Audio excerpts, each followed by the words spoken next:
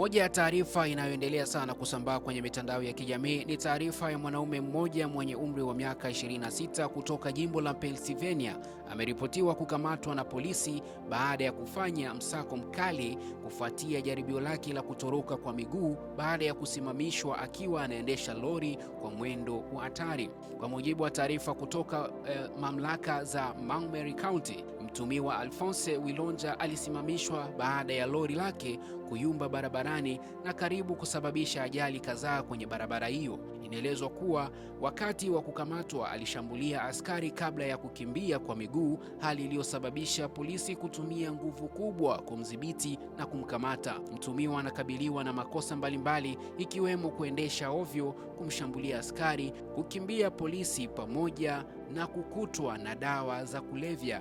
Taarifa hizo ziliweza kuchapishwa na moja ya peji kubwa zaidi huko Kentucky, maana ilichapishwa kwenye mtandao wa Facebook. Inaongea kuwa kama jinsi unavyoona hapo, kijana huyo mwenye umri wa miaka 26 amekamatwa na polisi.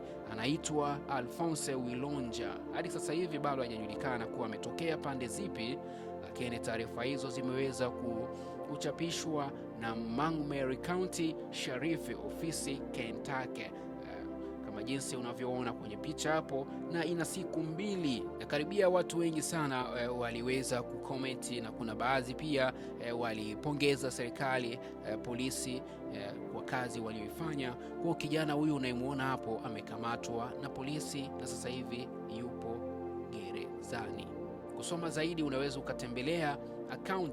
ukatembelea peji hiyo ya Montgomery County Sheriff huko Facebook, utakutana nayo. Naitwa Omriama Gene Yuji Star na hii ni Omriama JL. Kisha tufollow, like, comment pia share kwa ndugu jamaa na marafiki. Asante.